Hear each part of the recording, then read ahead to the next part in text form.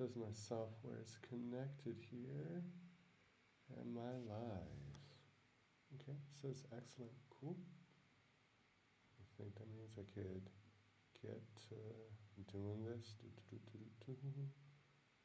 No, that's not working. Come on. Come on. Almost. No. Hi-yo. There we go. That looks better. I can see things.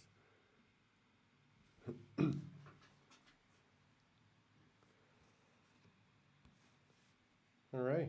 Good morning, everyone. Time to do another morning live stream. This is for people who are interested in developing a writing habit but don't have any consistency set yet.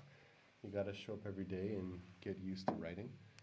And so come join me as I do my half an hour of writing for the day. And today is, what's the day? Today is March 17th.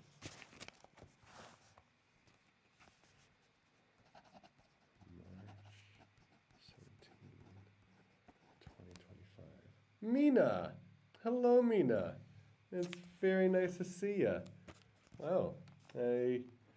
Mina is somebody that I knew from my university days. I think we met in, was it the Kingwell's philosophy class?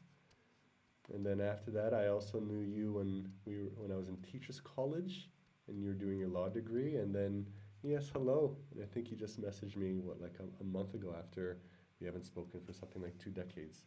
It's great to see you. Hello. Yeah, it was first year. And I think I was always wearing my blue basketball jersey to class. And I still have that jersey, by the way. It's the oldest piece of clothing I had since I was like 16 years old. I still have it. I'm 42 now. Had that jersey for 26 years. So, wild. All right, Mina, if you're into journaling or trying to get into journaling and writing, now's the time to pull out a book. Let's get to writing.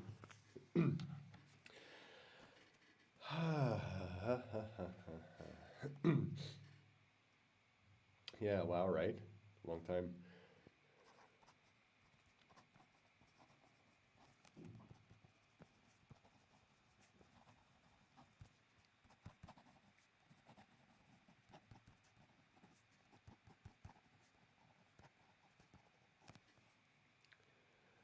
Yes, we also are twinsies. I remember that. We have the same birthday, January 20th.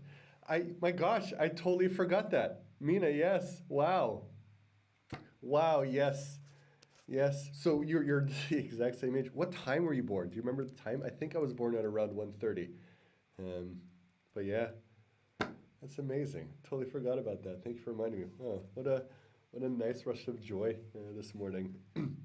Seeing you here. And hello to Ellie the Dreamer as well. It's always good to see you in the comments. All right.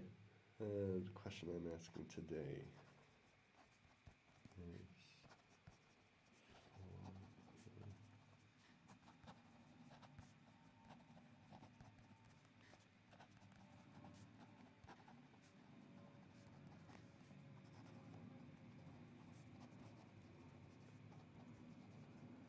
Spava says, I love journaling and write down almost all my thoughts. All of them? All? Like all? Like, my God, how are you even typing on the phone? If I had to write down all my thoughts, no one would ever see me again. Keeps me from ruminating because I could reread my notes instead of thinking over and over. So you actually reread your journaling afterwards. For me, I barely ever reread this. And whenever I try to, I'm not as inspired as when I actually do the writing itself. This is just for me to get all the thoughts out of my head. Because there are so many thoughts and so many words and so many sentence fragments that are just floating about. And as soon as I put them down, then I could actually focus on the ones that are most meaningful to me and more aligned with the values that I want to live and the things that I want to do. But wow, I'm happy that you're a journaler as well. You go through one field notes journal every week. I'm not sure what a field notes journal is or how big it is. Here's my book right here. I go through maybe one of these every couple of months. I write 2 to 3 pages a day or so. And this, I think, has 300 pages or so. This doesn't tell me the size of it. Anyhow. Is a field notes journal the same size as this book? I don't know. All right, back to it.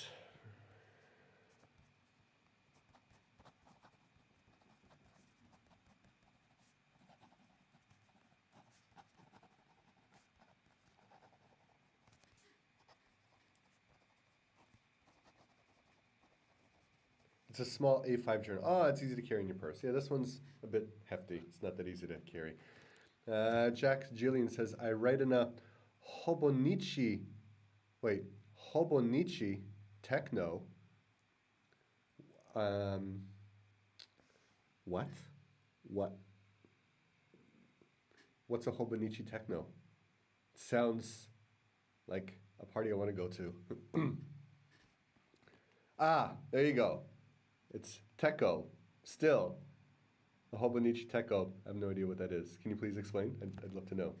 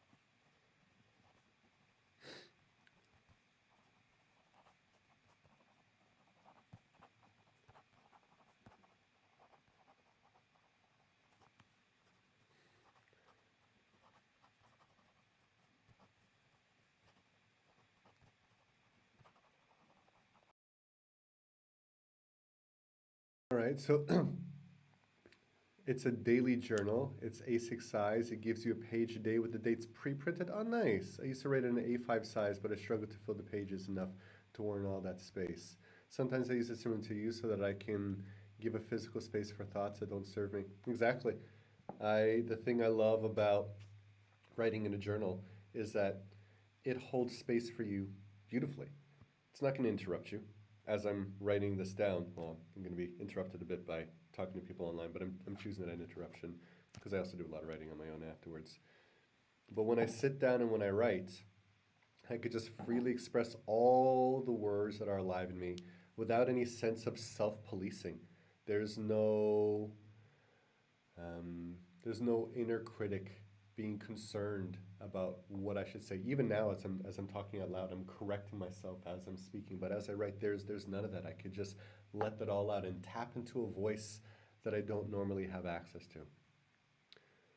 Ellie the Dreamer says, I hope you're enjoying your journaling, Simon. We'll do my own soon. Yes, please, and come join.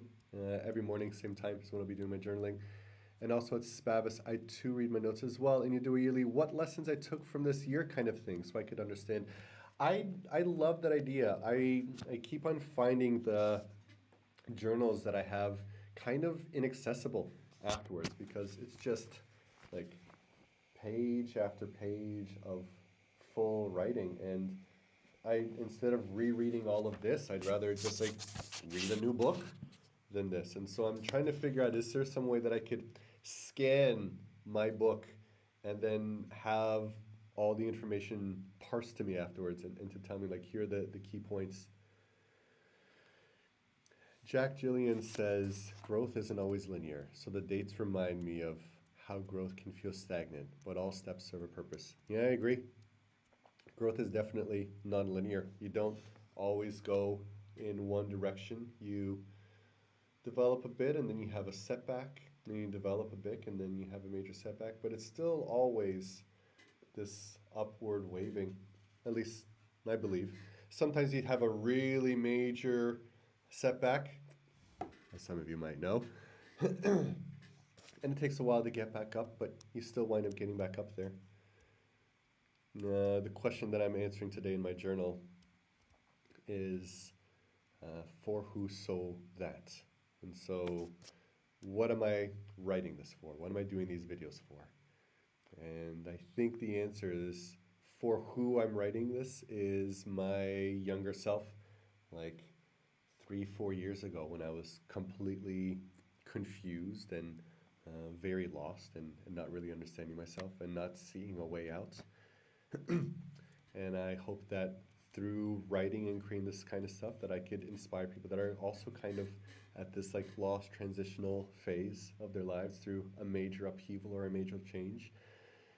And so that they could kind of find these tools of writing that's super helpful at this time, and also maybe like here's some examples of how I learned some empathy and communication skills which I was sorely lacking.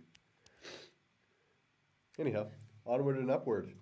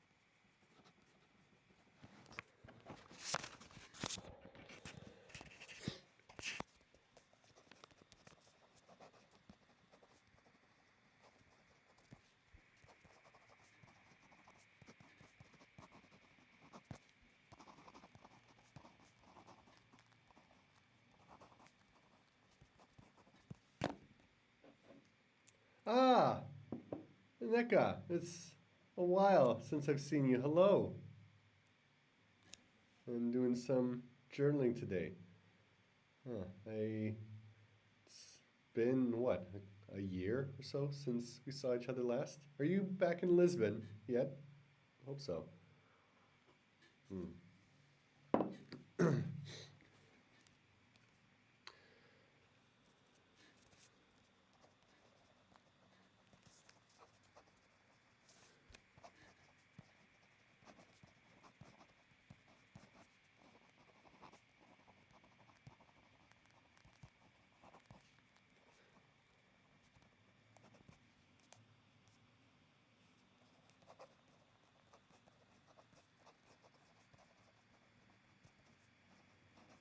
Hi to you as well.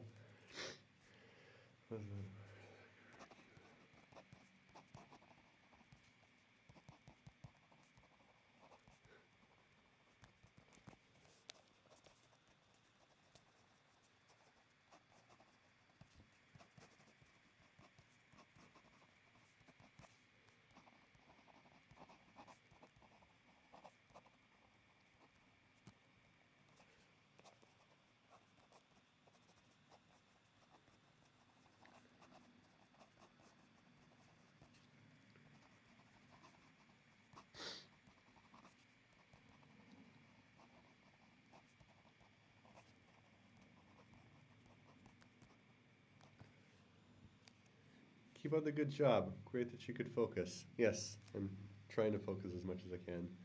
Um, but yeah, just trying to be consistent with this daily routine of writing every morning.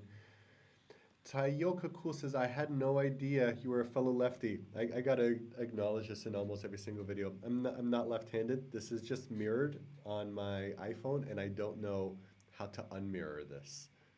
Is there a button for that? I don't know. Because I also don't write from right to left, right? Because that'd be kind of strange. At least in English, it'd be strange.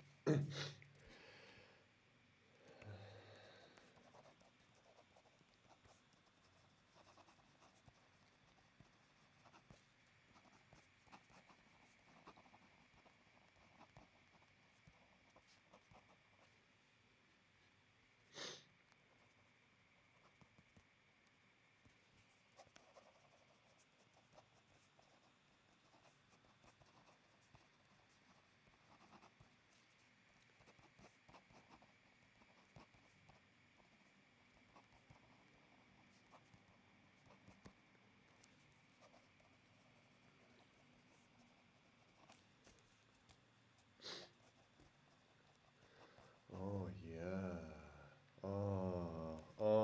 Wait, Hoyo. Uh, uh, uh, uh, uh. That's a good one.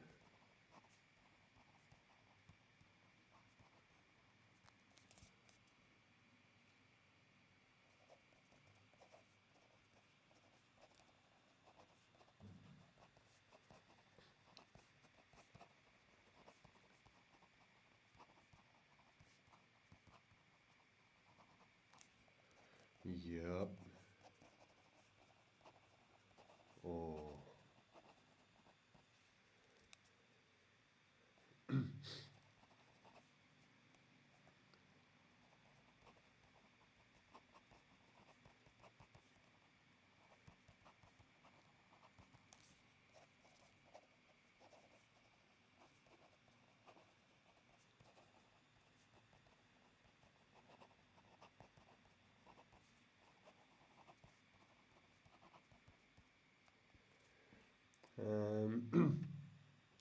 Ellie winds up saying, here's an interesting one. When you write and record doing it, is there no fear of others reading your personal things? Man, I would be uncomfortable, but that's just me.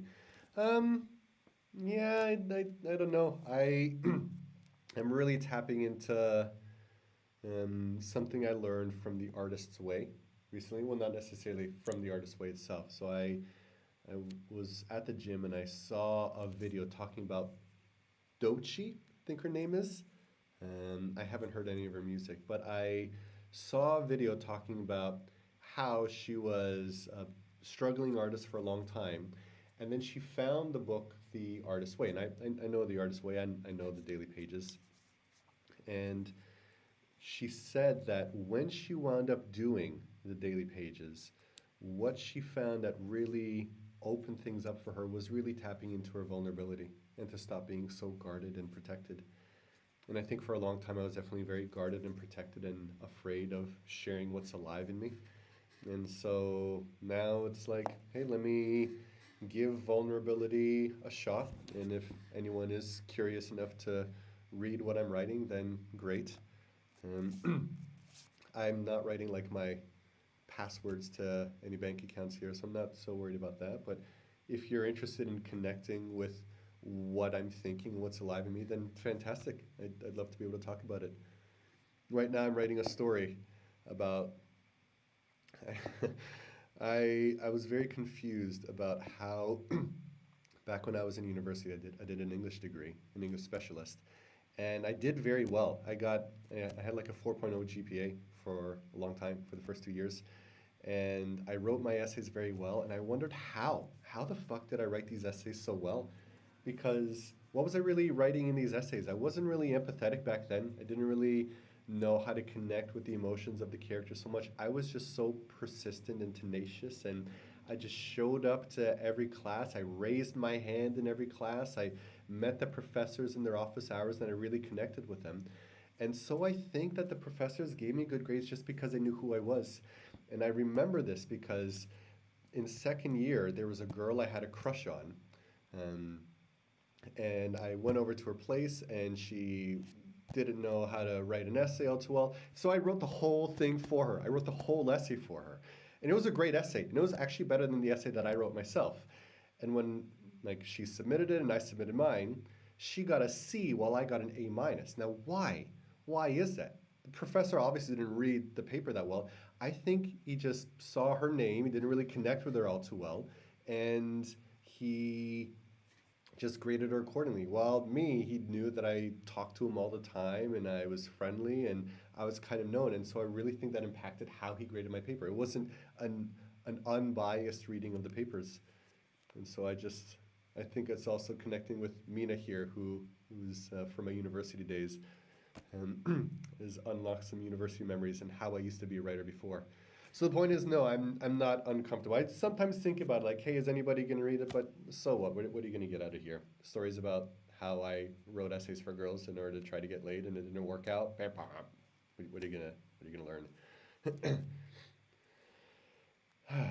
Back to it.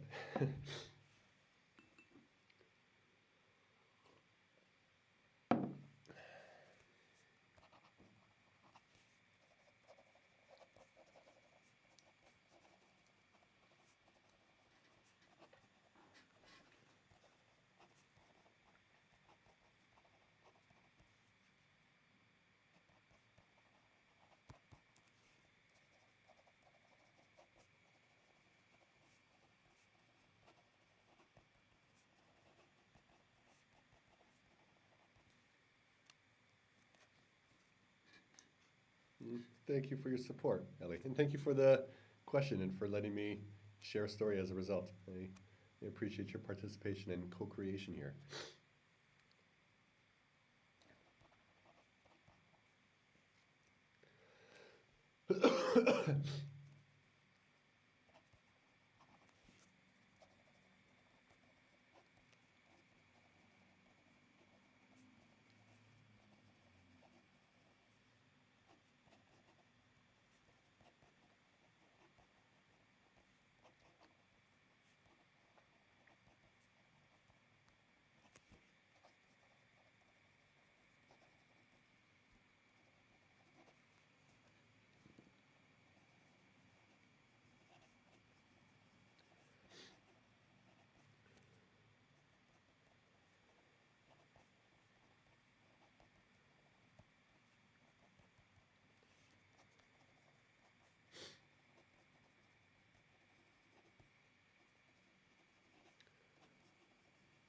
Oh yeah.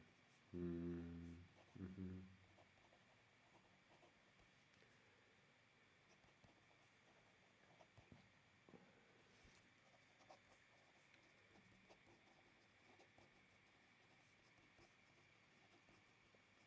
Mm-hmm. Oh yeah.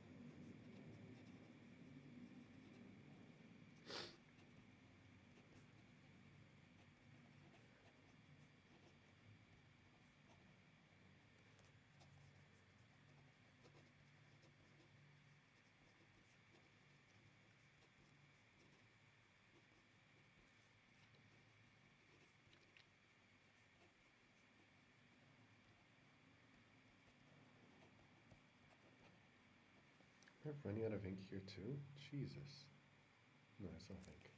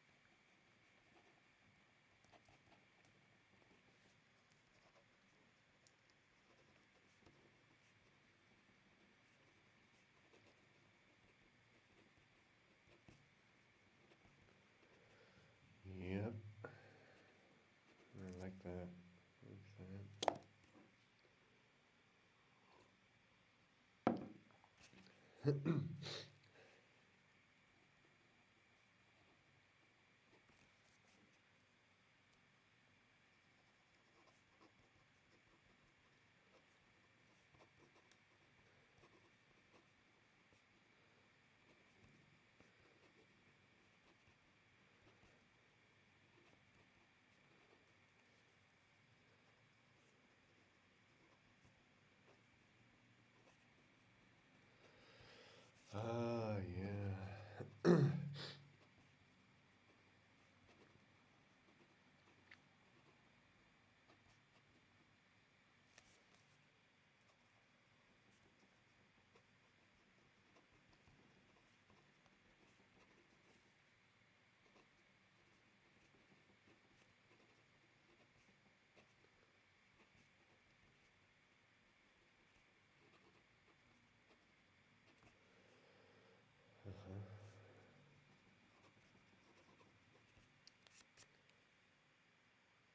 Oh, yeah.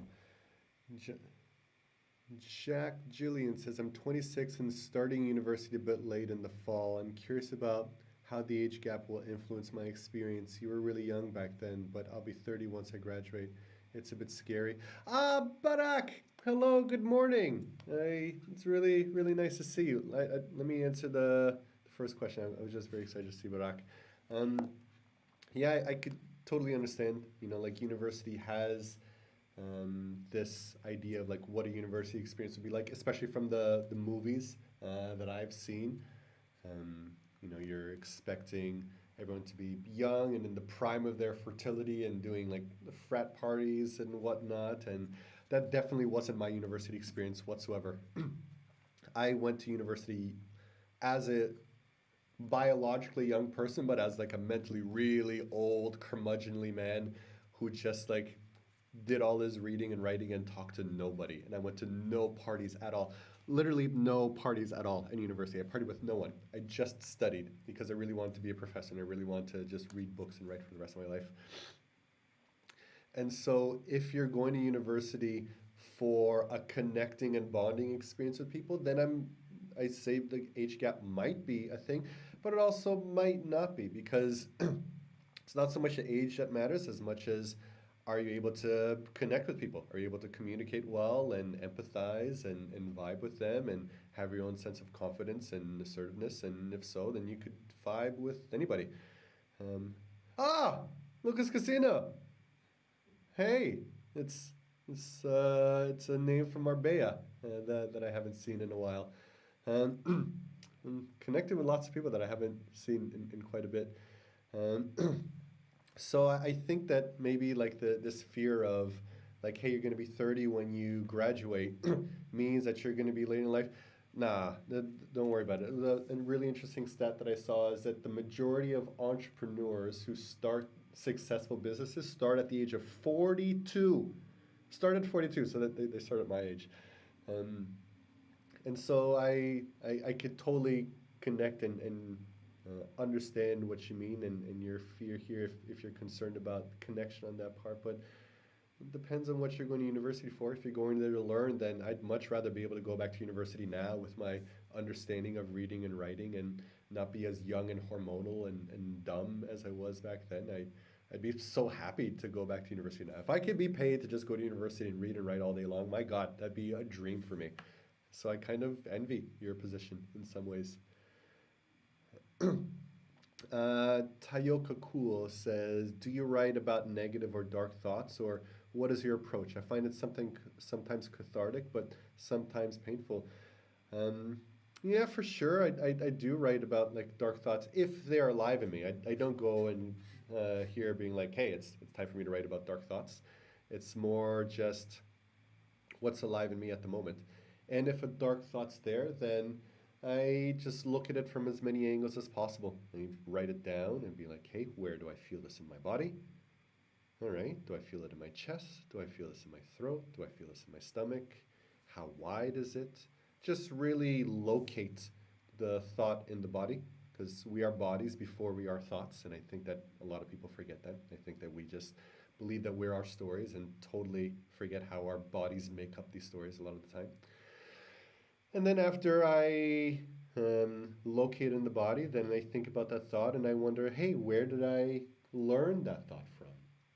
And what are some examples of that thought that I saw in the media? Or what are some examples of that thought that I learned from my siblings or from my parents or from school? And I just try to approach it from every angle. So painful just means like, hey, I'm feeling some sensations in here. Painful doesn't mean like the pain of smushing my finger, which I couldn't focus on anything because it was so blitheringly like all encompassing pain. Just a little bit of discomfort in the body, and I'm not concerned about that. I felt a lot of like hyper anxious attacks before. I remember flying to Portugal. I had such a severe anxiety attack. I thought that I was going to have to take the plane down. So just be okay with whatever the body's feeling and let the body naturally process. And if I could cry, great. I love a good cry.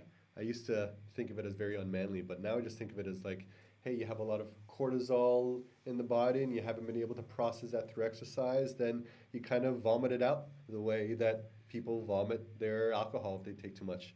And if you have too much cortisol happening in there, then you just vomit it through the eyes and then you feel great afterwards. So there you go.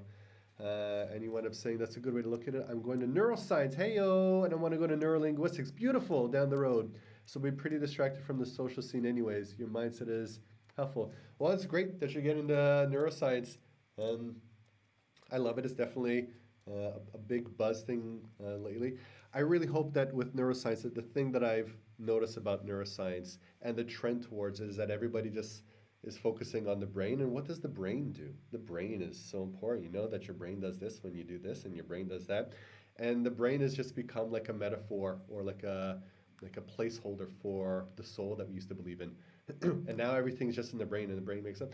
I think the brain is a part of who you are as a whole, but you're also your heart and your stomach and your microbiome has a huge impact on who you are, and like everything in your body has an impact. And so let's not focus entirely on the brain, even though it's important. It's not all encompassingly important.